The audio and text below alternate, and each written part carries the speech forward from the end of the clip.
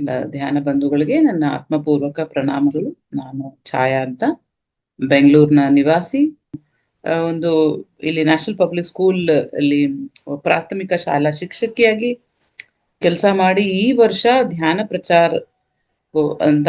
ಪ್ರಚಾರೇ ನನ್ನ ಮುಖ್ಯ ಉದ್ದೇಶ ಅಂತ ತಿಳಿದು ಶಾಲೆಯನ್ನ ಪೂರ್ತಿಯಾಗಿ ರಿಸೈನ್ ಮಾಡಿ ಸ್ಕೂಲ್ಸ್, ಕಾಲೇಜಸ್, ಆಫೀಸಸ್ ಎಲ್ಲ ಕಡೆ ಧ್ಯಾನ ಪ್ರಚಾರ ಮಾಡ್ಕೊಳ್ತಾ ಒಂದು ತುಂಬಾ ಸಂತೃಪ್ತಿಯ ಜೀವನವನ್ನ ನಡೆಸ್ತಾ ಇದ್ದೀನಿ.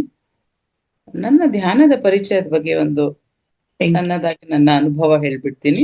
ಮೇಡಮ್, ತಾವು ಒಂದ್ಸರಿ ಹೇಳಿ ಮೇಡಮ್, ನಿಮ್ ವಾಯ್ಸ್ ಕಟ್ ಆಗ್ತಾ ಇದೆ. ನೀವ್ ಮಾತಾಡಿ ಮೇಡಮ್, ಮೇಡಮ್.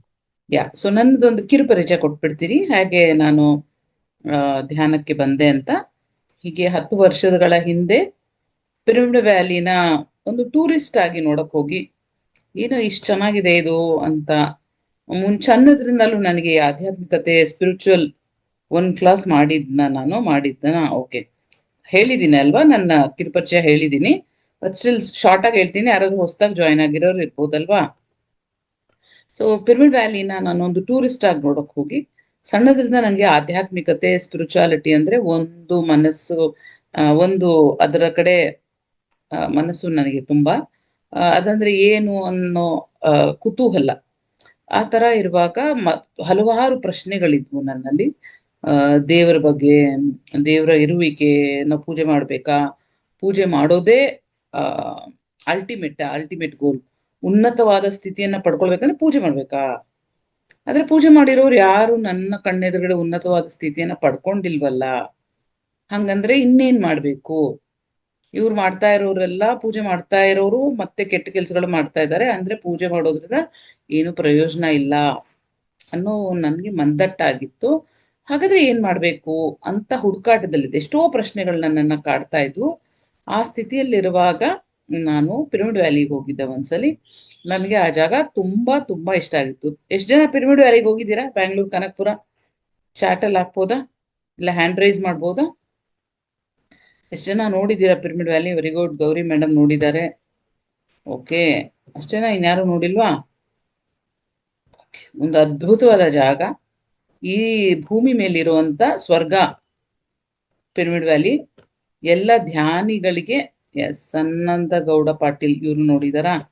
ಸೊ ಈ ಭೂಮಿ ಮೇಲಿರುವಂತ ಸ್ವರ್ಗ ನಮ್ಮ ಧ್ಯಾನಿಗಳಿಗೆ ಅದೊಂದು ತಾಯಿ ಮನೆ ತರಾನೇ, ಮಮಕಾರ ತುಂಬಿರುವಂತ ತಾಯಿ ಮನೆ. ಹೋದವ್ರಿಗೆಲ್ಲ ಧ್ಯಾನ ಮಾಡಕ್ಕೆ ಜಾಗ, ಹೊಟ್ಟೆ ತುಂಬಾ ಊಟ ಮಾಡಿ ಕಳ್ಸ್ಕೊಡ್ತಾರಲ್ವಾ, ಅದು ಅದ್ಭುತವಾದ ಜಾಗ. ಎಲ್ಲರೂ ಒಂದ್ಸಲಿ ಭೇಟಿ ಆಗ್ಲೇಬೇಕು, ಅಲ್ಲಿ ಹೋಗ್ಲೇಬೇಕು. ಸೊ ಪಿರಮಿಡ್ ವ್ಯಾಲಿಗೆ ಹೋಗಿ ನನ್ನ ಪಿರಮಿಡ್ ವ್ಯಾಲಿ ಎಲ್ಲ ನೋಡು, ಅಲ್ಲಿ ಸೆಷನ್ ನಡೀತಾ ಇತ್ತು ಒಂದು, ಅದನ್ನ ಅಟೆಂಡ್ ಮಾಡಿದೆ. ಏನು ಅರ್ಥ ಆಗ್ಲಿಲ್ಲ ಮೊದಲನೇ ಬಾರಿಗೆ ಆ ಸೆಷನ್, ನನ್ಗೇನು ಅರ್ಥ ಆಗಿರ್ಲಿಲ್ಲ. ನಾನು ವಾಪಸ್ ಬಂದ್ಬಿಟ್ಟೆ. ಬಂದು ಮತ್ತೆ ಅಲ್ಲಿ ಫೋನ್ ನಂಬರ್ ಎಲ್ಲ ತಗೊಂಡ್ ಬಂದಿದ್ದೆ, ಅವರು ಯಾವ ತರ ಕೋರ್ಸ್ಗಳು ಮಾಡ್ತಾರೆ, ನಾನು ಅದು ಅಟೆಂಡ್ ಮಾಡ್ಬೇಕು ಅಂತೇಳಿ ಅದರ ಪ್ರಯತ್ನದಲ್ಲಿದ್ದಾಗ ಒಂದ್ಸರಿ ಅವರು ಲೆವೆಲ್ 1 ಕೋರ್ಸ್, ಡಾಕ್ಟರ್ ಶಿವರಾಮಪ್ಪ ಅಂತ ಪಿರಮಿಡ್ ಸ್ಪಿರಿಚುವಲ್ ಸೊಸೈಟಿ ಅಕಾಡೆಮಿ ನಡೆಸ್ತಾರೆ ಅವರು. ಆ ಅಕಾಡೆಮಿಯಲ್ಲಿ ಮೊದಲನೇ ಲೆವೆಲ್ ಆಧ್ಯಾತ್ಮಿಕ ಶಿಬಿರ, ಮೊದಲನೇ ಲೆವೆಲ್ ಅಂತ ಇತ್ತು. ನಾನು ಅದನ್ನ ಹೋಗಿ ಅಟೆಂಡ್ ಮಾಡಿದೆ. 3 ದಿವಸ ಅಟೆಂಡ್ ಮಾಡಿದಾಗ ತುಂಬಾ ಒಳ್ಳೆ ನನ್ನಲ್ಲಿ ಮಾರ್ಪಾಡನ್ನ ಕಂಡೆ ನಾನು. ನನ್ನ ಎಲ್ಲಾ ಪ್ರಶ್ನೆಗಳು, ಸಣ್ಣದ್ರಿಂದ ನನ್ನಲ್ಲಿ ಕೂತಿದ್ದ ಪ್ರಶ್ನೆಗಳಿಗೆಲ್ಲ ಅಲ್ಲಿ ನನಗೆ ಉತ್ತರ ಸಿಕ್ತು. ಎಲ್ಲಾ ಪ್ರಶ್ನೆಗಳು ಒಂದಾಗತ್ಲೆ ಉತ್ತರ ಸಿಕ್ಕಿ, ನನ್ನಲ್ಲಿರುವಂತ ಏನಂತಾರೆ ಗೊಂದಲಗಳೆಲ್ಲ ತಾನೇ ಆ 3 ದಿನದಲ್ಲೇ ಎಷ್ಟೋ ಮನ್ಸಿಗೆ ಹಾಯ್ ಅನ್ಸ್ತು. ಗೊತ್ತಾಯ್ತು, ಓಕೆ ಇದಾ ಹುಡುಕ್ತಾ ಇದ್ದೆ ನಾನು, ಓಕೆ ಇದನ್ನ ಹುಡುಕ್ತಾ ಇದ್ನಾ, ಈ ಉತ್ತರ ಹುಡುಕ್ತಾ ಇದ್ನಾ, ಈಗ ನಾನು ಹುಡುಕ್ತಾ ಇದ್ನಾ, ಈ ಜಾಗ ಹುಡುಕ್ತಾ ಇದ್ನಾ. ಶಿವರಾಮಪ್ಪ ಸರ್ ನನಗೆ ಮೊದಲನೇ ಸಲ ಧ್ಯಾನದಲ್ಲಿ ಕೂರ್ಸಿದ್ರು. 1 ಅವರ್ ಕೂರ್ಸಿದ್ರು, ಎದ್ದು ಬಂದೆ. ಏನಂತ ನನ್ಗೆ ಅನುಭವ ಆಗಿರ್ಲಿಲ್ಲ.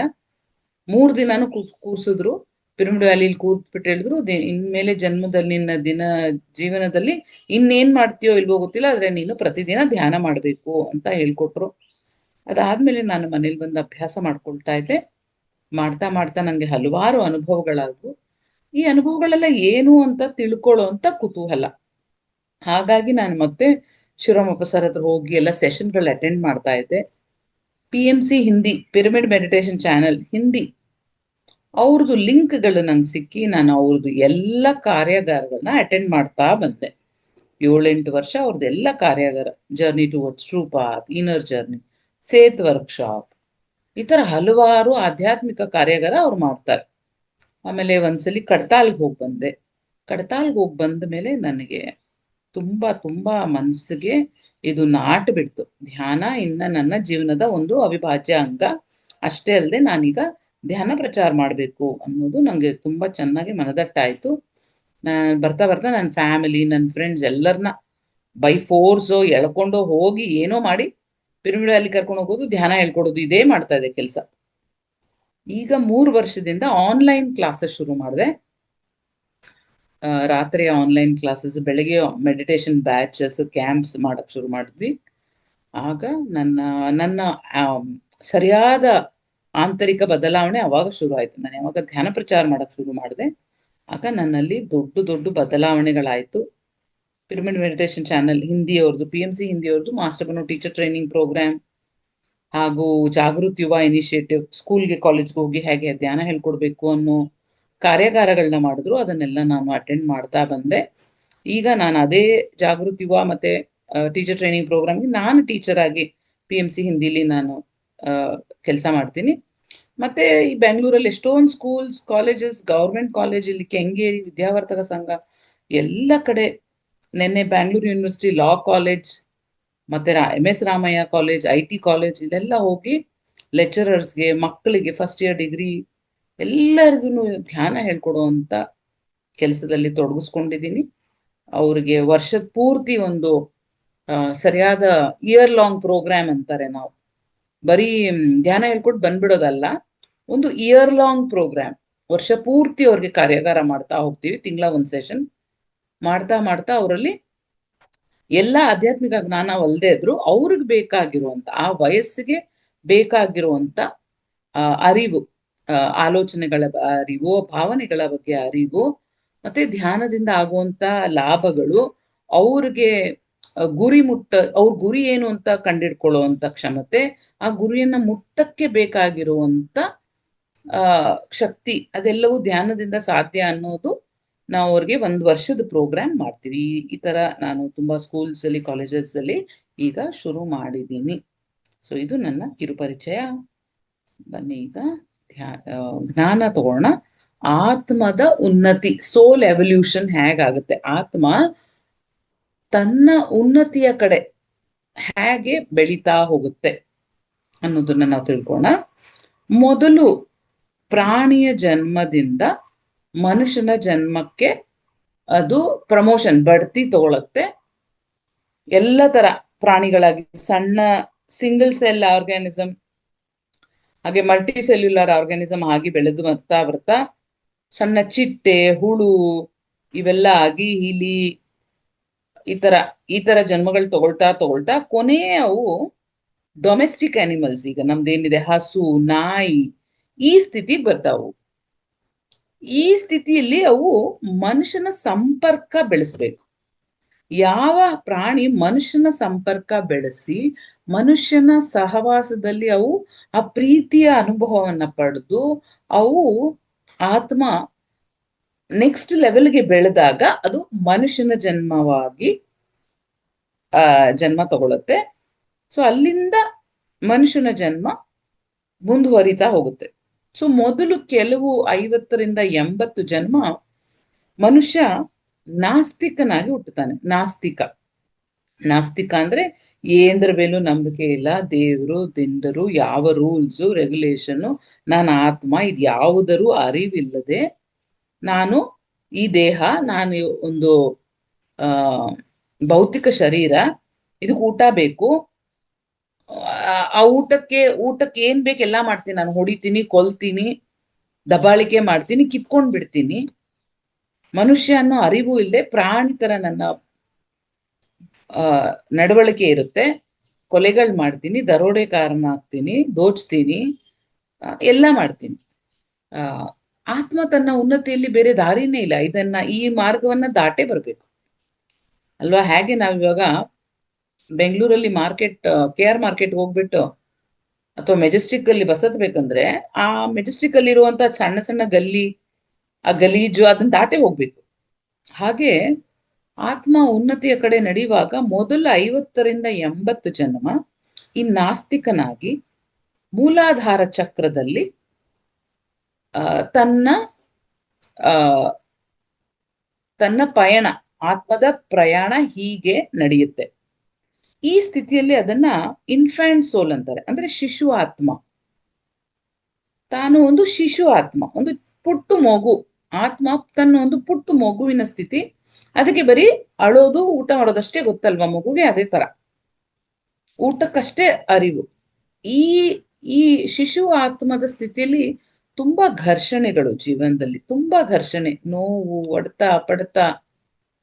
ನಾವು ಹೇಳ್ತೀವಿ ಈ ತುಂಬಾ ಕಾಯಿಲೆಗಳು, ಲೇಬರ್, ತುಂಬಾ ಕಷ್ಟದ ಜೀವನ, ತುಂಬಾ ತುಂಬಾ ಕಷ್ಟದ ಜೀವನ.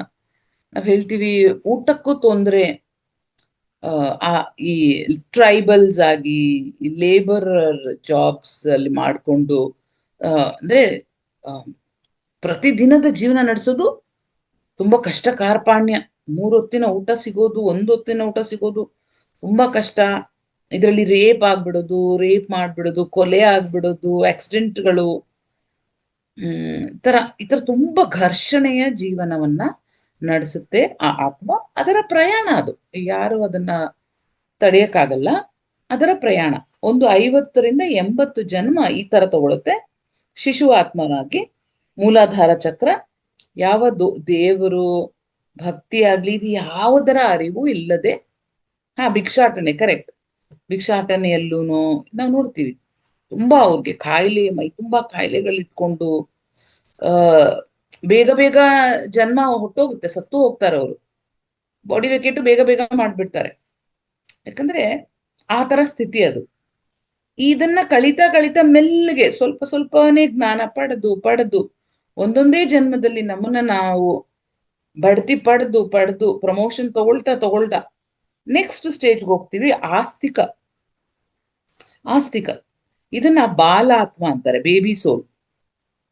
ಈ ಸ್ಥಿತಿಯಲ್ಲಿ ಆತ್ಮ ಸ್ವಾದಿಷ್ಠಾನ ಚಕ್ರದಲ್ಲಿ ಜನನ ಪಡೆಯುತ್ತೆ. ಇಲ್ಲಿ ಭಾವನೆ, ಸ್ವಾದಿಷ್ಠಾನ ಚಕ್ರ ಅಂದ್ರೆ ಸ್ವಲ್ಪ ಭಾವನೆ, ಸ್ವಲ್ಪ ಎಮೋಷನ್ಸ್ ಇರುತ್ತೆ. ಮತ್ತೆ ಈಗ ಸ್ವಲ್ಪ ರೂಲ್ಸ್, ಎಲ್ಲ ರೂಲ್ಸ್ನ ಫಾಲೋ ಮಾಡ್ತೇನೆ. ನಾನು ಒಳ್ಳೆಯವನಾಗಿರ್ಬೇಕು, ನಾನು ಒಳ್ಳೆಯವಳಾಗಿರ್ಬೇಕು, ಒಳ್ಳೆ ಬುದ್ಧಿ ಇರಬೇಕು ನನಗೆ. ಈ ಸಮಯದಲ್ಲಿ ಸ್ವಲ್ಪ ಭಕ್ತಿ, ದೇವರು, ನಾನು ಹಿಂದೂ, ನಾನು ಮುಸ್ಲಿಂ, ನಾನು ಕ್ರಿಶ್ಚಿಯನ್ನು, ನಾನು ಸಿಕ್ಕು, ನನ್ನ ಧರ್ಮ, ನನ್ನ ಹಿಂದೂ ಧರ್ಮನೇ ಹೆಚ್ಚು, ಹಿಂದೂ ಧರ್ಮದಲ್ಲೆಲ್ಲ ನಾನು ತಿಳ್ಕೊಳ್ತೀನಿ, ಪೂಜೆ ಮಾಡೋದು ಹೇಗೆ ಇದನ್ನೆಲ್ಲ ತಿಳ್ಕೊಳ್ತೀನಿ. ಆದ್ರೆ ಇನ್ನ ಭಗವದ್ಗೀತೆ ಓದೋದು ಇದ್ರ ಅಷ್ಟೊಂದು ಮುಂದುವರಿದಲೇ ಇದ್ರುನು ಆದ್ರೆ ಧರ್ಮದ ಬಗ್ಗೆ ಅರಿವಿದೆ. ಒಳ್ಳೇದಂದ್ರೆ ಏನು, ಒಳ್ಳೇದ್ ಮಾಡೋದಂದ್ರೆ ಏನು, 4 ಜನದಕ್ಕೆ ಒಳ್ಳೇದ್ ಆಗ್ಬೇಕು, ನನ್ನ ಕೈಯಿಂದನಾದ್ರೂ ಕೆಟ್ಟ ಕೆಲಸ ಆಗಬೇಡ್ದು ಅನ್ನೋ ಅರಿವಿದೆ. ಈ ಸ್ಥಿತಿಯಲ್ಲಿ ಅದು ಜನ್ಮ ತಗೊಳುತ್ತೆ. ಆದ್ರೂ ಇಲ್ಲಿಗೆ ಇದು ಎಂಡ್ ಆಗಲ್ಲ. ಸೊ ಈ ಸ್ಥಿತಿಯಲ್ಲಿ ಅದಕ್ಕೆ ಮುಕ್ತಿ ಇಲ್ಲ. ಇದೊಂದು 50ರಿಂದ 80 ಜನ್ಮಗಳು ತಗೊಳುತ್ತೆ. ಆದ್ರೆ ಇದರಿಂದ ಇರುವಂತ ಸತ್ಯದ ಅರಿವಿಲ್ಲ. ಧರ್ಮವನ್ನ ತಿಳ್ಕೊಳ್ತಾ ಇದೆ, ಆದ್ರೆ ಈ ಧರ್ಮದ ಹಿಂದಿನ ಇರೋ ಭಗವದ್ಗೀತೆ ಆಗ್ಲಿ, ಕುರಾನ್ ಆಗ್ಲಿ, ಬೈಬಲ್ ಆಗ್ಲಿ, ಇದನ್ನು ಓದೋದು, ಇದನ್ನ ಅರ್ಥ ಮಾಡ್ಕೊಳ್ಳೋ ಅಂತ ಅರಿವಿಲ್ಲ. ಓಕೆ, ಹೀಗೆ ಮಾಡ್ತಾ ಇರುವಾಗ ಮುಂದಿನ ಸ್ಥಿತಿಗೆ ಬರುತ್ತೆ. ನಾಸ್ತಿಕ ಆಯ್ತು, ಆಸ್ತಿಕ ಆಯ್ತು, ಮುಂದೆ ಪಂಡಿತನಾಗಿ ಹುಟ್ಟುತ್ತಾರೆ. ಇದು ಯುವ ಆತ್ಮ, ಯಂಗ್ ಸೋಲ್, ಯುವ ಆತ್ಮ. ಈ ಸ್ಥಿತಿಯಲ್ಲಿ ಆತ್ಮ ತನ್ನ ಯುವ ಸ್ಥಿತಿಯಲ್ಲಿ ಪಡ್ಕೊಳ್ಳುತ್ತೆ. ಇದು ಮಣಿಪೂರಕ ಚಕ್ರ. ಈ ಮಣಿಪೂರಕ ಚಕ್ರದಲ್ಲಿ ಸ್ವಲ್ಪ ಪವರ್, ಸ್ವಲ್ಪ ಅದಕ್ಕೆ ಗಡಸುತನ, ಎಲ್ಲರ ಮೇಲೆ ಜೋರ್ ಮಾಡೋದು, ನಂಗೆ ಗೊತ್ತು, ಇದು ಗೊತ್ತು, ಅದು ಗೊತ್ತು. ಒಳಗಡೆ ಫುಲ್ಲು ಟೊಳ್ಳು, ಆದ್ರೆ ಮೇಲ್ಗಡೆ ಮಣಿಪೂರಕ ಅಂದ್ರೆ ಮಣಿ. ಹೊರಗಡೆ ನೋಡಿ ಮಣಿ ಪಳಪಳ ಅನ್ನುತ್ತೆ, ಆದ್ರೆ ಒಳಗಡೆ ಪೂರ್ತಿ ಖಾಲಿ. ಹಾಗೆ ಹೊರಗಡೆ ಅವರು ಫಳಫಳ ಅಂತ ಇರ್ತಾರೆ. ಪೊಲಿಟಿಷಿಯನ್ಸ್ ಈ ತರ ಸ್ಥಿತಿಯಲ್ಲಿ ಅವರು ಯಾವ್ದೋ ಚರ್ಚ್ದು ಫಾದರ್ ಆಗಿರ್ಬೋದು, ಅಥವಾ ದೇವಸ್ಥಾನದಲ್ಲಿ ಪೂಜಾರಿಗಳಾಗಿರ್ಬೋದು, ಹೋಮ ಹವನ ಮಾಡುವಂತವ್ರು ಇರ್ಬೋದು, ಮೌಲ್ವಿಗಳು, ಮುಸ್ಲಿಂ ಮೌಲ್ವಿಗಳಾಗಿರ್ಬೋದು, ಫಾದ್ರಿಗಳಾಗಿರ್ಬೋದು. ಇದು ಮತ್ತೆ ಇಲ್ಲಿನೂ ಅನುಭವ ಜ್ಞಾನ ಇಲ್ಲ, ಆತ್ಮದ ಅರಿವಿಲ್ಲ. ಹೀಗೆ ಎಲ್ರು ಹೇಳ್ಕೊಟ್ಟಿದ್ದಾರೆ, ನಾನು ಕಲ್ತ್ಕೊಂಡಿದ್ದೀನಿ. ನನ್ನ ಧರ್ಮ ಮುಖ್ಯ, ಧರ್ಮದ ಬಗ್ಗೆ ತಿಳ್ಕೊಳ್ತಾ ಇದ್ದೀನಿ. ಪಂಡಿತ ನಾನು, ಇಷ್ಟು ಜ್ಞಾನ, ಸಂಸ್ಕೃತ್ ಪಂಡಿತ ನಾನು, ಮತ್ತೆ ಇನ್ನೇನು ಹಿಂದೂ ಪಂಡಿತ, ಇಷ್ಟು ತಿಳ್ಕೊಂಡಿದ್ದೀನಿ ನಾನು, ವ್ಯಾಕರಣ ಪಂಡಿತ, ಈ ತರ. ಮತ್ತೆ ದೊಡ್ಡ ಪೊಲಿಟಿಷಿಯನ್ ನಾನು ಇಷ್ಟು ಜನ ನನಗೆ ಕೆಳಗಡೆ ಇದ್ದಾರೆ, ನಾನು ಕಂಪನಿದು ಬಾಸ್, ಈ ತರ ಪವರ್ ಪ್ಲೇಸ್ ಬರ್ತಾರೆ. ಪವರ್, ಇದು ಮಣಿಪುರಕ ಚಕ್ರದ ಸ್ಥಿತಿಗೆ ಬರ್ತಾರವರು. ಸೊ ಈ ತರ ಸ್ಥಿತಿಯಲ್ಲಿನೂ ಅವರು ಆತ್ಮಜ್ಞಾನ ಇಲ್ಲ. ಈ ಮೂರೂ ಸ್ಥಿತಿ ಸೇರಿ ನಾಸ್ತಿಕ, ಆಸ್ತಿಕ, ಪಂಡಿತ ಸ್ಥಿತಿ ಅಂದ್ರೆ ಶಿಶು ಆತ್ಮ, ಬಾಲ ಆತ್ಮ, ಯುವ ಆತ್ಮದ ಸ್ಥಿತಿಯಲ್ಲಿ ಪುರೋಹಿತ, ಈ ಸ್ಥಿತಿಯಲ್ಲಿ ಸುಮಾರು 200 ಜನ್ಮಗಳಾಗುತ್ತೆ ನಮ್ದು. ಇದೆಲ್ಲ ಪತ್ರಿ ಸರ್ದೇ ವಿಡಿಯೋ ಇದೆ ತೆಲುಗುಲ್ಲಿ, ನೀವು PMC ತೆಲುಗು ನೋಡೋದಾದ್ರೆ ಸಿಗುತ್ತೆ. ಇದೆಲ್ಲವನ್ನ ದಾಟುತ್ತಾ ಒಂದು 200 ಜನ್ಮಗಳು ಕಳೀತವೆ. ಈ 200 ಜನ್ಮದಲ್ಲಿ ಕರ್ಮಗಳಲ್ಲಿ ನಾವು ಸಿಲುಕಿಕೊಳ್ತೀವಿ. ಯಾಕಂದ್ರೆ ನಾವು ನಡೆದು ಬಂದಿರೋ ಹಾದಿ ಹೇಗೆ ಅಂದ್ರೆ, ಈ ಅಜ್ಞಾನದ ಸ್ಥಿತಿಯಲ್ಲಿ ಗೊತ್ತಿಲ್ಲದೆ ಗೊತ್ತೋ ನಮ್ಮ ಕೈಯಲ್ಲಿ ಕರ್ಮಗಳು ನಡೆದು ಹೋಗ್ತಾವೆ. ಕೆಟ್ಟ ಕರ್ಮ, ಇನ್ನು ಕೊಲೆ, ರೇಪಿಸ್ಟ್, ಒಬ್ರ ಜೀವನದಲ್ಲಿ ಮೂಗು ತೂರಿಸೋದು, ಹಿಂಸೆ ಇಡೋದು, ಕೊಲೆಗಳು ಮಾಡೋದು, ಮರ್ಡರ್ಗಳು, ಎಷ್ಟೊಂದು ವಾರ್ಗಳು ಮಾಡೋದು ನೋಡ್ತೀವಲ್ಲ ನಾವು. ವಾರ್ಗಳಲ್ಲಿ ಹೇಗೆ ಸಾವಿರಾರು ಜನ ಸಾಯಿಸ್ಬಿಟ್ಟಿರ್ತೀವಿ. ಮನುಷ್ಯ ಬೆಳೆದ್ ಬಂದಿರೋ ದಾರಿ ಇದು, ಆತ್ಮದ ಸಹಜ ಪ್ರಯಾಣ, ಬೇರೆ ದಾರಿನೇ ಇಲ್ಲ. ಈಗ ನಾನು ಹೇಳ್ದೆ ಉದಾಹರಣೆ, ಮೆಜೆಸ್ಟಿಕ್ ಹೋಗುವಾಗ, ನಾವು ಸಂದಿಗುಂದಿ ರೋಡ್ಗಳಲ್ಲಿ ಹೋಗುವಾಗ, ಮಾರ್ಕೆಟ್ ಜಾಗದಲ್ಲಿ ಹೋಗುವಾಗ, ಬಸ್ ಹತ್ತೋಕ್ಕೂ ಮುಂಚೆ ಆ ದಾರಿಯನ್ನ ನಾವು ಬಳಸಲೇಬೇಕಾಗುತ್ತೆ.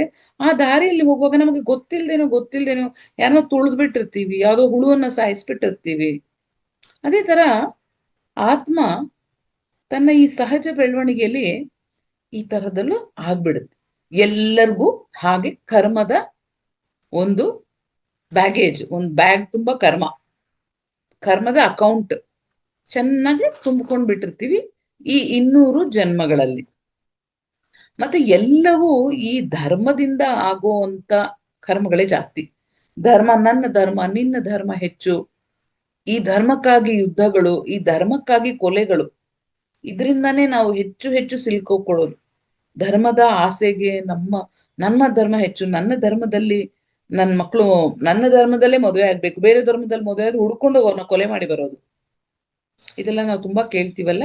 ಇನ್ನೂ ಇದೆ, ಇದೆಲ್ಲೂ ಹೋಗಿಲ್ಲ, ಮತ್ತೆ ಎಲ್ಲೂ ಹೋಗಲ್ಲ. ಯಾಕಂದ್ರೆ ಆ ಆತ್ಮ ಅದರ ಪ್ರಯಾಣ. ಈಗ ನಾವು ಪಿರಮಿಡ್ ಮಾಸ್ಟರ್ಸ್ ಎಲ್ಲ ಈ ಸ್ಥಿತಿಯನ್ನ ದಾಟಿದೀವಿ, ಆದ್ರೆ ಬೇರೆಯವರೆಲ್ಲ ಇನ್ನ ಇದ್ದಾರೆ.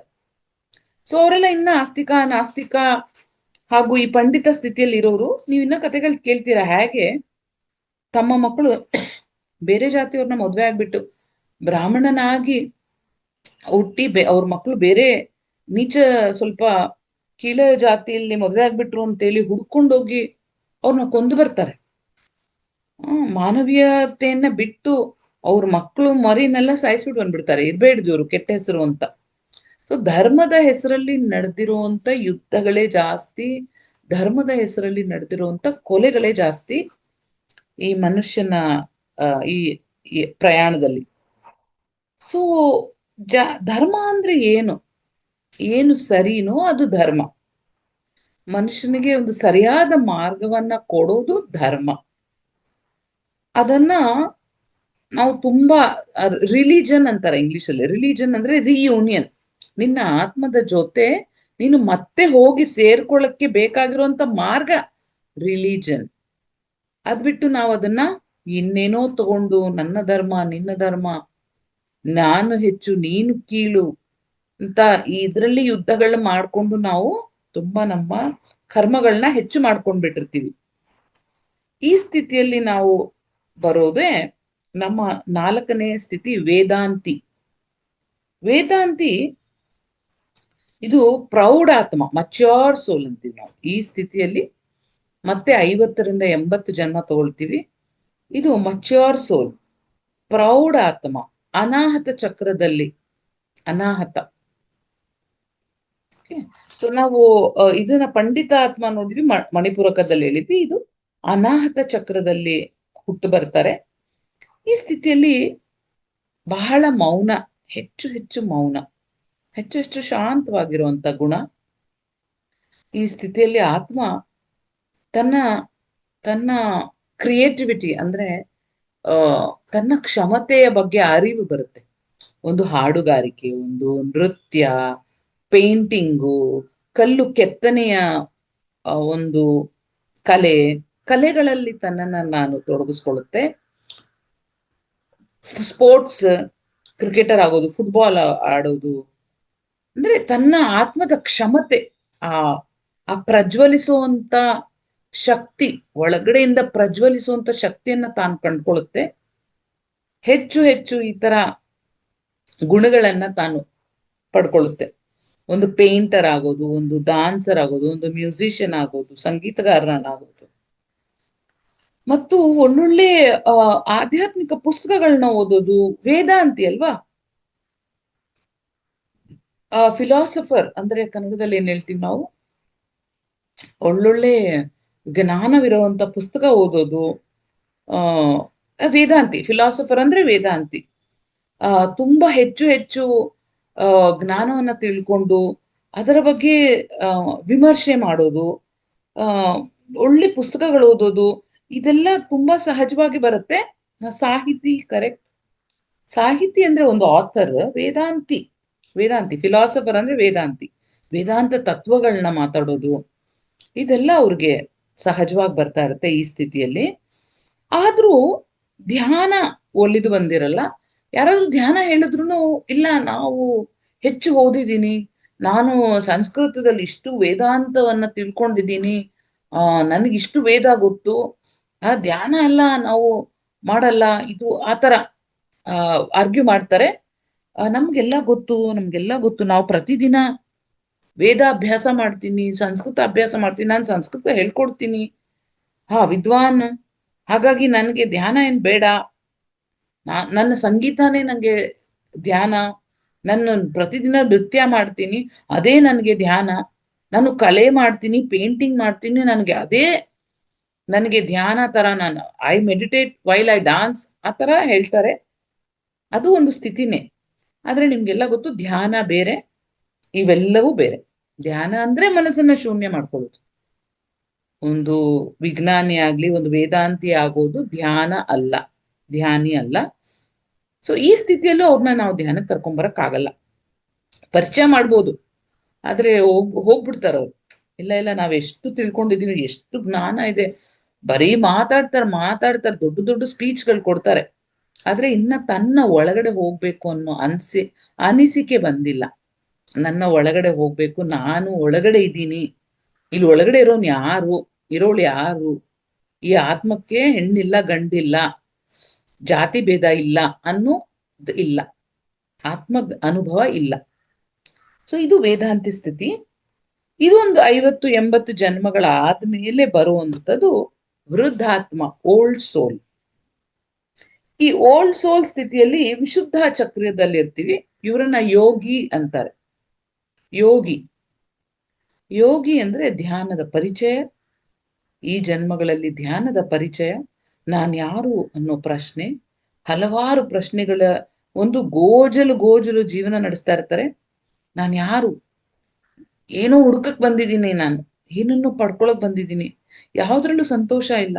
ಎಲ್ಲ ಇದೆ, ಒಳ್ಳೆ ಜ್ಞಾನ ಇದೆ, ಒಳ್ಳೆ ಜೀವನ ಇದೆ, ದುಡ್ಡು, ಹಣಕಾಸಿನ ಸ್ಥಿತಿಗತಿ ಎಲ್ಲ ಇದೆ.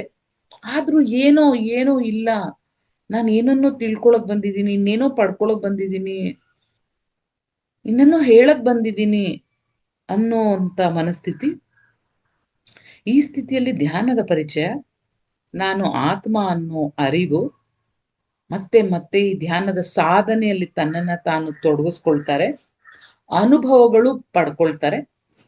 ಆದ್ರೆ ಈ ಅನುಭವವನ್ನ ಅವರು, ಮೇಡಮ್ ಧ್ಯಾನ ಮಾಡಕ್ಕೆ ಕೂತ್ರೆ ಕೈ ಕಾಲೆಲ್ಲ ತುಂಬಾ ನಂಬ್ನೆಸ್ ಬರುತ್ತೆ, ಕೂರಕ್ಕೆ ಆಗಲ್ಲ, ಸೈಟಿಕ ಪ್ರಾಬ್ಲಮ್. ಓಕೆ, ಮಾಡ್ತಾ ಮಾಡ್ತಾ ಸರಿ ಹೋಗುತ್ತೆಪ್ಪ ಅನುರಾಧ, ಮಾಡ್ತಾ ಇರಿ. ಫಸ್ಟ್ ಕಂಫರ್ಟಬಲ್ ಮಾಡ್ಕೊಳ್ಳಿ, ಪಿಲ್ಲೋ ಎಲ್ಲ ಹಾಕೊಳ್ಳಿ, ಆಮೇಲೆ ಆಮೇಲೆ ಸರಿ ಹೋಗುತ್ತೆ. ನಮ್ಮ ಫ್ರೆಂಡ್ ಒಬ್ರಿಗೂ ಇದೇ ತರ ಇತ್ತು, ಬಟ್ ಮಾಡ್ತಾ ಮಾಡ್ತಾ ಸರಿ ಹೋಗುತ್ತೆ. ಒಳಗಡೆಯಿಂದ ಎನರ್ಜಿ ಜಾಸ್ತಿ ಆಗ್ತಾ ಆಗ್ತಾ ಎಲ್ಲ ಸರಿ ಹೋಗುತ್ತೆ. ಓಕೆ, ಸೊ ಇದು ಓಲ್ಡ್ ಸೋಲ್ ಬಂದ್ವಿ ನಾವು. ಯೋಗಿ ಈ ಸ್ಥಿತಿಯಲ್ಲಿ ಅವರು ಎಲ್ಲ ಪ್ರಶ್ನೆಗಳಿಗೆ ಅವರು ಉತ್ತರ ಹುಡ್ಕೊಳ್ತಾ ಹೋಗ್ತಾರೆ. ಹೇಗೋ ಅವ್ರಿಗೆ ಯಾರೋ ಒಬ್ರು ಕರ್ಕೊಂಡ್ ಧ್ಯಾನದ ಪರಿಚಯ ಮಾಡ್ತಾರೆ, ಮೆಡಿಟೇಷನ್ ಸೆಂಟರ್ ಸಿಗುತ್ತೆ. ಇಲ್ಲ ನನ್ನಂತೊಳಗೆ ಪಿರಮಿಡ್ ವ್ಯಾಲಿ ಹುಡ್ಕೊಂಡು ಹೋಗಿ ಪಿರಮಿಡ್ ವ್ಯಾಲಿ ನೋಡ್ಕೊಂಡು ಬರ್ತೀನಿ ನಾನು. ಓಹೋ ಎಷ್ಟು ಚೆನ್ನಾಗಿದೆ, ಪಿರಮಿಡ್ ವ್ಯಾಲಿಗೆ ನಾನು ಆಕರ್ಷಿತಳಾಗ್ತೀನಿ. ನನ್ನ ಜೀವನದಲ್ಲಿ ನಾನು ಎಲ್ಲ ಸಂಸ್ಥೆಗಳಿಗೂ ಹೋಗಿ ಬಂದಿದ್ದೀನಿ. ಈಶಾ ಆರ್ಟ್ ಆಫ್ ಲಿವಿಂಗ್, ಎಸ್ವ್ಯಾಸ ಅಂತ ಬ್ಯಾಂಗ್ಳೂರಲ್ಲಿ ಅವ್ರದ್ದು ಯೋಗ ಯೂನಿವರ್ಸಿಟಿ, ಅದಕ್ಕೆ ನಾನು ರೆಗ್ಯುಲರ್ ಆಗಿ ಹೋಗಿ ಅಲ್ಲಿನ ಯೋಗ ಇನ್ಸ್ಟ್ರಕ್ಟರ್ ಪ್ರೋಗ್ರಾಮ್ ಮಾಡ್ಕೊಂಡಿದ್ದೀನಿ. ಆರ್ಟ್ ಆಫ್ ಲಿವಿಂಗ್ ಅಲ್ಲಿ ಅವ್ರ ಸುದರ್ಶನ ಕ್ರಿಯೆ ಮತ್ತೆ ಸಮಾಧಿ ಸ್ಥಿತಿ, ಇದರ ಜ್ಞಾನವನ್ನು ನಾನು ನನ್ನ ಅರ್ಲಿ ಡೇಸ್ ಅಲ್ಲಿ ಪ್ರಾಕ್ಟೀಸ್ ಮಾಡ್ತಾ ಇದ್ದೆ. ಆಮೇಲೆ ಸದ್ಗುರುಗೆ ನಾನು ಮತ್ತೆ ಫಾಲೋ ಮಾಡ್ತಾ ಇದ್ದೆ. ಬಟ್ ಇದೆಲ್ಲ ಫಾಲೋ ಮಾಡ್ತಾನು ನನಗೆ ಗೊತ್ತಾಗ್ತಾ ಇತ್ತು, ಏನೋ ಮಿಸ್ಸಿಂಗ್ ಇದೆ, ಇದು ಎಲ್ಲಾನು ಈ ತರ ಏನೋ ಏನೋ ಕಮ್ಮಿ ಇದೆ, ಇದು ಪೂರ್ತಿ ಅಲ್ಲ, ಇದು ಪೂರ್ಣತೆ ಅಲ್ಲ, ಇದು ಪೂರ್ತಿ ಸತ್ಯ ಅಲ್ಲ, ಏನೋ ಇದೆ, ಏನೋ ಮತ್ತೇನೋ ಇದೆ ಅಂತ ಅನಿಸ್ತಾನೆ ಇತ್ತು. ಆದ್ರೆ ಯಾವಾಗ ನಾನು ಪಿರಮಿಡ್ ವ್ಯಾಲಿ ಕಡ್ತಾಲ್ಗೆ ಹೋಗಿ ಪತ್ರಿ ಸರ್ನ ಜೊತೆ ಲೈವ್ ಆಗಿ ನೋಡಿ ಅವರ ಜ್ಞಾನವನ್ನ ತಗೊಂಡುನು ನನಗೆ ಇದ್ರಲ್ಲಿರೋ ಪರಿಪೂರ್ಣತೆ ಅರ್ಥ ಆಯ್ತು, ಇದೇ ಸತ್ಯ ಅಂತ ಅರಿವಾಯ್ತು ನನಗೆ. ಸೊ ಸ್ನೇಹಿತರೆ, ರೈಟ್, ಸೊ ಇದು ಓಲ್ಡ್ ಸೋಲ್, ವೃದ್ಧಾತ್ಮ, ವಿಶುದ್ಧ ಚಕ್ರದಲ್ಲಿ ಇರ್ತಾರೆ ಇವರು. ಇವರನ್ನ ಯೋಗಿ ಅಂತೀವಿ ನಾವು. ಯಾವುದೇ ಸ್ಥಿತಿಯಲ್ಲಿ ನಾವು ಸಿಕ್ಕಾಕೊಂಡ್ರೆ, ಪತ್ರಿ ಸರ್ ಹೇಳ್ತಾ ಇದ್ರು, ಅವರು ಮೂರ್ಖ. ಯಾವುದೇ ಸ್ಥಿತಿಯಲ್ಲಿ ನಾವು ಸಿಕ್ಕಾಕೊಳ್ದಲೆ ಮತ್ತೆ ಮುಂದೆ ಬೆಳಿತಾನೆ ಇರ್ಬೇಕು, ಮುಂದಕ್ಕೆ ಹೋಗ್ತಾನೆ ಇರ್ಬೇಕು. ನಮ್ಮ ಆತ್ಮದ ಪ್ರಯಾಣ ನಿಲ್ಬೇಡ್ದು. ಆಸ್ತಿಕ ಸ್ಥಿತಿಯಲ್ಲಿ ಸಿಕ್ಕಾಕೊಂಡ್ರೆ ಆಸ್ತಿಕ ಮೂರ್ಖ, ಪಂಡಿತ ಸ್ಥಿತಿಯಲ್ಲಿ ಸಿಕ್ಕಾಕೊಂಡ್ರೆ ಪಂಡಿತ್ ಮೂರ್ಖ, ವೇದಾಂತಿಯ ಸ್ಥಿತಿಯಲ್ಲಿ ಸಿಕ್ಕಾಕೊಂಡ್ರೆ ವೇದಾಂತಿ ಮೂರ್ಖ, ಯೋಗಿಯ ಸ್ಥಿತಿಯಲ್ಲಿ ಸಿಕ್ಕಾಕೊಂಡ್ರೆ ಯೋಗಿ ಮೂರ್ಖ. ಧ್ಯಾನಕ್ಕೆ ಬಂದಿದೀವಿ ಆದ್ರೆ ಮುಂದಕ್ಕೆ ಬೆಳಿತಾ ಇಲ್ಲ, ಬರೀ ಧ್ಯಾನ ಮಾಡ್ಕೊಂಡು ಮನೆಯೊಳಗೆ ಇದ್ಬಿಡ್ತೀವಿ. ಮುಂದೇನು ಆತ್ಮದ ಪ್ರಯಾಣ ಇನ್ನು ತುಂಬಾ ಇದೆ. ಬರೀ ಧ್ಯಾನ ಕೊನೆ ಅಲ್ಲ. ಧ್ಯಾನ ಆಯ್ತು ಮನೇಲೆ ಕುತ್ಕೊಂಡು ಕ್ಲಾಸ್ ಕೇಳ್ಕೊಂಡ್ ಬಿಡ್ತೀವಿ, ಇಲ್ಲ, ಇನ್ನೂ ಇದೆ, ಮತ್ತಷ್ಟಿದೆ. ಸೊ ಯಾವುದೇ ಸ್ಥಿತಿಯಲ್ಲಿ ಜ್ಞಾನ ಮೂರ್ಖ ಅಂತಾರೆ. ಯಾವುದೇ ಸ್ಥಿತಿಯಲ್ಲಿ ನಾವು ಸಿಕ್ಕಾಕೊಳ್ದಲೆ ನಮ್ಮ ಧ್ಯಾನದಿಂದ ಬರುವ ಅನುಭವ, ಆತ್ಮ ಜ್ಞಾನ ಕೇಳ್ತಾ ಬಂದೆ ಅದನ್ನ ನಮ್ಮ ಜೀವನದಲ್ಲಿ ಅದನ್ನ ಅಳವಡಿಸ್ಕೊಳ್ಳೋದ್ರಿಂದ ಹೆಚ್ಚು ನಾವು ಈ ತರ ಕಾರ್ಯಕ್ರಮಗಳಲ್ಲಿ ನಮ್ಮನ್ನ ನಾವು ತೊಡಗಿಸ್ಕೊಳ್ಬೇಕು. ಪಿರಮಿಡ್ ವ್ಯಾಲಿ, PSSM ಏನೇನ್ ಕಾರ್ಯಕ್ರಮಗಳಾಗುತ್ತಲ್ಲ, ಧ್ಯಾನ ಮಹಾಯಜ್ಞ ಆಗುತ್ತೆ, ಪಿರಮಿಡ್ ಇನಾಗ್ರೇಷನ್ಸ್ ಆಗುತ್ತೆ, ಅಲ್ಲಲ್ಲಿ ಸೆಂಟರ್ಗಳಲ್ಲಿ ಕ್ಲಾಸ್ಗಳು ಮಾಡ್ತಾ ಇರ್ತಾರೆ, ಅದರಲ್ಲಿ ನಿಮ್ಮನ್ನ ನೀವು ಹೋಗಿ ತೊಡಗಿಸ್ಕೊಳ್ಬೇಕು. ಆತ್ಮದ ಪ್ರಯಾಣಕ್ಕೆ ಮುಂದಕ್ಕೆ ಹೋಗಕ್ಕೆ ಈ ಸೆಂಟರ್ಗಳಿರೋದು. ಆತ್ಮ ಮುಂದಕ್ಕೆ ಹೋಗ್ಬೇಕು, ಎಲ್ಲೂ ಕಚ್ಕೊಳ್ಬೇಡ್ದು, ಮುಂದಕ್ಕೆ ಹೋಗ್ಬೇಕು. ನಮ್ಮ ಮನೆ ಬೇರೆ ಎಲ್ಲೋ ಇದೆ ಅಲ್ವಾ, ಅಲ್ಲಿಗೂ ತಲುಪಬೇಕಾ ಬೇಡ್ವಾ? ಅದಕ್ಕೆ ಸಹಾಯ ಮಾಡಕ್ಕೆ ಈ ತರ ಕಾರ್ಯಕ್ರಮಗಳನ್ನ PSSM ಹಮ್ಮಿಕೊಳ್ತಾನೆ ಇರುತ್ತೆ. ಬುದ್ಧ ಪೂರ್ಣಿಮಾ, ಧ್ಯಾನ ಮಹಾಯಜ್ಞ, ಧ್ಯಾನ ಮಹಾಚಕ್ರ, ಮ್ಯೂಸಿಕ್ ಮೆಡಿಟೇಷನ್. ಈಗ ಮೊನ್ನೆಲ್ಲ ಪತ್ರಿ ಸರ್ದು ಸ್ಮರಣೋತ್ಸವ ಮಾಡಿದ್ವಿ.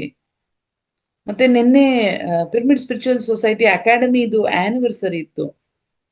ಈ ತರ ನಿಮ್ಮನ್ನ ನೀವು ಇದ್ರೊಳಗೆ ತೊಡಗಿಸ್ಕೊಂಡಾಗ, ಓಹೋ ಇವ್ರು ಬೆಳೀತಾ ಇದ್ದಾರೆ, ಇವ್ರು ಈ ತರ ಆಗ್ತಾ ಇದ್ದಾರೆ, ಇವ್ರು ಈ ತರ ಆಗ್ತಾ ಇದ್ದಾರೆ, ನಾವು ಈ ತರ ಆಗ್ಬೇಕು, ನಾವು ಈ ತರ ನಮ್ಮ ಜೀವನದಲ್ಲಿ ಇರೋ ಎಲ್ಲ ಕಷ್ಟಗಳನ್ನ ಕೊನೆಗಾಣಿಸಿ ಆತ್ಮದ ಉನ್ನತಿ ಕಡೆ ನಾವು ಪ್ರಯಾಣ ಬೆಳೆಸ್ಬೇಕು ಅನ್ನೋ ಆಸಕ್ತಿ ಬರುತ್ತೆ, ಧೈರ್ಯ ಬರುತ್ತೆ, ಜ್ಞಾನ ಹೆಚ್ಚು ತಿಳ್ಕೊಳ್ತೀರಾ. ಇದೆಲ್ಲದಕ್ಕೂ ಆತ್ಮದ ಉನ್ನತಿಗಂತಾನೆ PSSM ಬಂದಿರೋದು, PMC ಕನ್ನಡ ಬಂದಿರೋದು. ಪ್ರತಿ ಕ್ಷಣ ಸತ್ಯ ದರ್ಶನ, ಪ್ಯೂರ್ ಸತ್ಯ, ಓನ್ಲಿ ಟ್ರೂತ್, ಸತ್ಯವಲ್ಲದೆ ಏನು ಇಲ್ಲ. ಆತರ ನಿಮಗೆ ಯಾವ್ದು ಚಾನಲ್, ಯಾವ ಸಂಸ್ಥೆನೂ ಇದುವರೆಗೂ ಹುಟ್ಟಾಕಿಲ್ಲ. ನಿಮಗೆ ಯಾವ್ದಾದ್ರು ಚಾನಲ್ ಈ ತರ ಇದೆಯಾ? ಆಧ್ಯಾತ್ಮಿಕತೆನ ನೀವು ಮನೇಲಿ ಕುತ್ಕೊಂಡು ಕಲ್ತ್ಕೊಳ್ಳಿ ಅಂತ ಯಾರಾದ್ರೂ ಹೇಳ್ತಾರ? ಯಾರಾದ್ರೂ ಲೈವ್ ಇವೆಂಟ್ಸ್ ಮಾಡ್ತಾರ? ಅವ್ರಿಗೆ ಧೈರ್ಯ ಆದ್ರೂ ಇದೆಯಾ? ಯಾರು ಮಾಡಲ್ಲ ಲೈವ್ ಇವೆಂಟ್ಸ್. ಮತ್ತೆ ಗೊತ್ತಾಗ್ಬಿಟ್ರೆ ಇರೋ ಪರ ಸ್ವಲ್ಪ ಜ್ಞಾನ ಮತ್ತೆ ಇನ್ನೊಬ್ರು ಗೊತ್ತಾಗ್ಬಿಟ್ರೆ. ಆದ್ರೆ ನಾವು ಲೈವ್ ಹೋಗ್ತೀವಿ, PMC ಕನ್ನಡ ಲೈವ್ ಹೋಗುತ್ತೆ, Buddha Purnima live, youth fest live, Dhyana Mahachakra ಕಡ್ತಾಲಲ್ಲಿ ನಡೆಯೋ 11 ದಿನ ಲೈವ್. ಯಾಕಂದ್ರೆ ಪ್ರತಿ ಕ್ಷಣ ಸತ್ಯ ದರ್ಶನ, ಪ್ರತಿಯೊಬ್ಬರಿಗೂ ಸತ್ಯವನ್ನ ಕೊಡ್ತಾ ಇರುವಂತ ಒಂದೇ ಸಂಸ್ಥೆ PSSM. ನೀನ್ ಆತ್ಮ, ನೀನೇ ದೇವ್ರು, ದೇವ್ರನ್ನ ಪೂಜೆ ಮಾಡ್ಬೇಡ, ನೀನೇ ದೇವ್ರು. ನಾವೇ ದೇವ್ರಾಗಿ ನಾವು ಪೂಜೆಗಳು ಮಾಡೋದಾ ಅಲ್ವಾ? ಒಳಗಡೆ ಇದೆ ಶಿವ, ನಾವೇ ಹೋಗ್ಬಿಟ್ಟು ಇನ್ನೊಂದು ಶಿವಾಗೆ ಪೂಜೆ ಮಾಡೋದು, ಹೆಂಗೆ ಅದು? ಸೊ ಈ ಸತ್ಯದ ಅರಿವನ್ನ ನಿಮ್ಗೆ ಕೊಡ್ತಾ ಇರೋ ಒಂದೇ ಸಂಸ್ಥೆ pyramid spiritual societies movement. So ವೃದ್ಧದ ಸ್ಥಿತಿಗೆ ಬಂದ್ವಿ. ಮುಂದೆ ಹೋಗ್ತಾ ಆತ್ಮ ಮತ್ತಷ್ಟು ಜನ್ಮಗಳನ್ನ ತಗೊಳ್ತಾ ಒಂದು ಆತ್ಮಜ್ಞಾನಿಯಾಗಿ ಹುಟ್ಟುತ್ತೆ. ಆತ್ಮಜ್ಞಾನಿ ಈ ಸ್ಥಿತಿಯಲ್ಲಿ ಅನಂತ ಆತ್ಮ ಅಂತಾರೆ ಅದನ್ನ, ಇನ್ಫೈನೈಟ್ ಸೋಲ್. ಇನ್ಫೈನೈಟ್ ಸೋಲ್, ಅನಂತ ಆತ್ಮ, ಅನಂತತೆಯ ಕಡೆ ತಾನು ಅನಂತ, ಯಾವಾಗ್ಲೂ ಇರುವಂತದ್ದು ಆತ್ಮ, ಆದಿಯಿಂದ ಅಂತ್ಯದವರೆಗೂ ಇರೋದು. ಸೂರ್ಯನಿಗೆ ಹೇಗೆ ಆದಿ ಅಂತ್ಯ ಇಲ್ವೋ ಹಾಗೆ ಆತ್ಮಕ್ಕೂ ಆದಿ ಅಂತ್ಯ ಇಲ್ಲ ಅನ್ನೋ ಅರಿವು ಬರೋದು ಈ ಸ್ಥಿತಿಯಲ್ಲಿ, ಅನಂತ ಆತ್ಮ. ಇದು ಅನಾಹತ ಚಕ್ರ, ಆಜ್ಞಾ ಚಕ್ರದಲ್ಲಿರುತ್ತೆ. ಆಜ್ಞಾ, ಈ ಆಜ್ಞಾ ಸ್ಥಿತಿಯಲ್ಲಿ ಆಜ್ಞೆ, ನೀವ್ ಹೇಳಿದ್ದೆಲ್ಲ ಒಂದು ಆಜ್ಞೆ. ಅಷ್ಟು ನಿಮ್ಮ ಮಾತಿಗೆ, ನಿಮ್ಮ ಆಲೋಚನೆಗಳಿಗೆ ಅಷ್ಟು ಬೆಲೆ ಬಂದಿರುತ್ತೆ. ಯಾಕಂದ್ರೆ ಒಂದು ಅಷ್ಟು ಪ್ರೌಢತೆ ನಿಮ್ಮ ಮಾತಲ್ಲಿ, ಜ್ಞಾನ, ಆತ್ಮಜ್ಞಾನ, ಆತ್ಮದ ಅನುಭವ ಹೆಚ್ಚಾಗಿ ಮಾತೆಲ್ಲ ಆಜ್ಞಾ ಆಗ್ಬಿಟ್ಟಿರುತ್ತೆ. ಮತ್ತೆ ಥರ್ಡ್ ಐ ಆಕ್ಟಿವೇಟ್ ಆಗಿ, ಮೂರನೇ ಕಣ್ಣಿಂದ ನೀವು ನೋಡೋದು, ಅನುಭವಿಸೋದು, ಎಷ್ಟೋ ಇಂದ್ರಿಯಗಳ ಸಿಕ್ಸ್ತ್ ಸೆನ್ಸ್ ಅಂತೀವಿ ನಾವು, ಹೈಟ್ ಅಂಡ್ ಪರ್ಸೆಪ್ಷನ್, ಇದೆಲ್ಲ ಬಂದಿರುತ್ತೆ. ಸೊ ನಿಮ್ಗೆ ಎಲ್ಲದರ ಅರಿವು ಆಗ್ತಾ ಇರುತ್ತೆ. ಯಾಕೆ ಈ ತರ ನನ್ನ ಜೀವನ, ಮುಂದೆ ಏನಾಗ್ಬೇಕು, ನಾನು ಹೋಗಿ ಮುಟ್ಬೇಕಾಗಿರೋದಲ್ಲಿ, ನನ್ನ ಕೆಲಸ ಏನು, ಜೀವನದ ಉದ್ದೇಶ ಏನು ಅನ್ನೋದು ಮತ್ತಷ್ಟು ಇದರ ಬಗ್ಗೆ ಆಳವಾಗಿ ತಿಳ್ಕೊಳ್ತೀರಾ. ಸೇವೆಯ ಮಾರ್ಗದಲ್ಲಿ ನಿಮ್ಮನ್ನ ನೀವು ತೊಡಗಿಸ್ಕೊಳ್ಳೋ ಪ್ರಯತ್ನ ಪಡ್ತೀರಾ. ಇದು ಅನಂತಾತ್ಮ. ಮುಂದೆ ಇದು ಒಂದು 50-60 ಜನ್ಮಗಳಾದ್ಮೇಲೆ ಕೊನೆಗೆ ಬರೋದು ಟ್ರಾನ್ಸ್ಡೆಂಟಲ್ ಸೋಲ್, ಆತ್ಮವಿಜ್ಞಾನಿ, ಸ್ಪಿರಿಚುವಲ್ ಸೈಂಟಿಸ್ಟ್. ಪಿರಮಿಡ್ ಮಾಸ್ಟರ್ಗಳೆಲ್ಲರೂ ಸ್ಪಿರಿಚುವಲ್ ಸೈಂಟಿಸ್ಟ್. ಪ್ರತಿದಿನ ಧ್ಯಾನ ಮಾಡೋರೆಲ್ಲರೂ ಸ್ಪಿರಿಚುವಲ್ ಸೈಂಟಿಸ್ಟ್. ಅನುಭವಗಳನ್ನ ನೋಡ್ಕೊಂಡು, ಅನುಭವಗಳನ್ನ ಬರ್ಕೊಂಡು, ಇನ್ನೊಬ್ರ ಅನುಭವಗಳನ್ನ ಕೇಳ್ಕೊಂಡು, ಎಲ್ಲರ ಹತ್ರನೂ ಜ್ಞಾನ ಕೇಳ್ಕೊಳಕ್ಕೆ ರೆಡಿಯಾಗಿ ಹೆಚ್ಚು ಬೆಳಿಬೇಕಪ್ಪ ನಾವು. ಸಮಯ ವೇಸ್ಟ್ ಮಾಡ್ಬೇಡ್ದು. ಓ ಮೇಡಮ್ ಈ ಭಾಷೆ ಅರ್ಥ ಆಗಲ್ಲ, ಆ ಭಾಷೆ ಅರ್ಥ ಆಗಲ್ಲ ಅಂತ ಕಂಪ್ಲೇಂಟ್ಗಳು ಮಾಡ್ದಲೆ ಎಲ್ಲಾ ಭಾಷೆಯನ್ನು ಅರ್ಥ ಮಾಡ್ಕೊಳ್ಳೋ ಪ್ರಯತ್ನ ಮಾಡೋದು. ಆಂಧ್ರಾಗ್ ಬರೋದು, ಕಡ್ತಾಲಲ್ಲಿ ಬಂದು, ಶಕ್ತಿ ಸ್ಥಳಲ್ಲಿ ಪತ್ರಿಸರ್ದು ಶಕ್ತಿ ಸ್ಥಳ ಇದೆ, ಅಲ್ಲಿಗೆ ಬರೋದು, ಅಲ್ಲಿ ಎಲ್ಲ ಮಾಸ್ಟರ್ಗಳದ್ದು ಜ್ಞಾನ ತಿಳ್ಕೊಳ್ಳುವಂತ ಪ್ರಯತ್ನ ಮಾಡೋದು. ಇದು ನಾವು ಬೆಳೀತಾ ಇರುವಂತ ಸ್ಥಿತಿ, ಅನಂತ ಆತ್ಮ. ಕೊನೆಗೆ ಬರೋದು ಆತ್ಮವಿಜ್ಞಾನಿ, ಸ್ಪಿರಿಚುವಲ್ ಸೈಂಟಿಸ್ಟ್. ಇದನ್ನ ಇಂಗ್ಲಿಷಲ್ಲಿ ಟ್ರಾನ್ಸ್ಡೆಂಟಲ್ ಸೋಲ್ ಅಂತಾರೆ. ಇದು ಟ್ರಾನ್ಸ್ಡೆಂಟಲ್ ಸೋಲ್ ಆರ್ ವಿಮುಕ್ತಾತ್ಮ. ಇದು ಸಹಸ್ರಾರ ಸ್ಥಿತಿ. ಸಹಸ್ರಾರ ಸ್ಥಿತಿ ಅಂದ್ರೆ ಸತ್ಯಲೋಕದ ಕಡೆ ಪ್ರಯಾಣ. ಮತ್ತೆ ತಾಯಿ ಗರ್ಭದಲ್ಲಿ ಹುಟ್ಟಬೇಕಾಗಿಲ್ಲ. ಆತ್ಮ ತನ್ನ ಅಂತ್ಯದ ಸ್ಥಿತಿಗೆ ಬಂದಿದೆ. ಅಷ್ಟು ಅಚ್ಚುಕಟ್ಟಾಗಿ ಮಾವಿನಕಾಯಿ ಹೇಗೆ ಹಣ್ಣಾಗಿ ಮಾಗಿ ಗಿಡದಿಂದ ತಾನೇ ಬೀಳುತ್ತೋ ಗಮ್ಮಂತ ಇರುತ್ತಲ್ಲ, ಅದೇ ತರ ಆತ್ಮ ಎಲ್ಲ ಅನುಭವಗಳನ್ನ ಪಡ್ಕೊಂಡು ಕೊನೆಗೆ ಸೇವೆಯಲ್ಲಿ ತನ್ನನ್ನ ತಾನು ಪೂರ್ತಿಯಾಗಿ ಮುಳುಗಿಸ್ಕೊಂಡ್ಬಿಡುತ್ತೆ. ಅದಕ್ಕೆ ಗೊತ್ತಾಗುತ್ತೆ ಸೇವೆನೇ ಪರಮಧರ್ಮ. ಅತ್ಯಂತ ಉನ್ನತ ಸೇವೆ ಅಂದ್ರೆ ಧ್ಯಾನಕ್ಕೆ ಮಾಡುವಂತ ಸೇವೆ. ಎಲ್ಲಿ ಧ್ಯಾನ ಮಾಡಿದ್ರು ನಾವೇ ಹೋಗಿ ನಮ್ಮನ್ನ ನಾವು ತೊಡಗಿಸ್ಕೊಳ್ಬೇಕು. ಏನಾಗಿಲ್ಲ ಅಂದ್ರೆ ನಮ್ಮಲ್ಲಿ ಏನಿದೆಯೋ ಹೆಚ್ಚು ಅದನ್ನ ಕೊಡ್ಬೇಕು, ಸಮಯ ಕೊಡ್ಬೇಕು, ಜ್ಞಾನ ಕೊಡ್ಬೇಕು, ನಮ್ಮ ಸೇವೆ ಕೊಡ್ಬೇಕು, ನಮ್ಮಲ್ಲಿ ದುಡ್ಡಿದ್ರೆ ದುಡ್ಡು ಕೊಡ್ಬೇಕು, ಅಡುಗೆ ಮಾಡಕ್ ಬರೋರ್ಗೆ ಅಡುಗೆ ಮಾಡ್ಬೇಕು. ಏನೋ ಒಂದು ನಮ್ಮನ್ನ ನಾವು ಸೇವೆಯಲ್ಲಿ ತೊಡಗಿಸ್ಕೊಳ್ಬೇಕು. ಸೇವೆ ತುಂಬಾ ಸುಲಭ ಮಾರ್ಗ ಆತ್ಮದ ಉನ್ನತಿಗಾಗಿ. ಬೇಗ ನಾವು ಯಾವುದೇ ಸ್ಥಿತಿಯಲ್ಲಿದ್ರು, ಓಲ್ಡ್ ಸೋಲ್ ಸ್ಥಿತಿಯಲ್ಲೋ ವೇದಾಂತಿ ಸ್ಥಿತಿಯಲ್ಲಿ ಇದ್ರು, ಅವರು ಧ್ಯಾನಕ್ಕೆ ಬಂದು ಸೇವೆಗೆ ತೊಡಗಿಸ್ಕೊಂಡ್ಬಿಟ್ರೆ ಒಂದು ದೊಡ್ಡ ಜಂಪ್.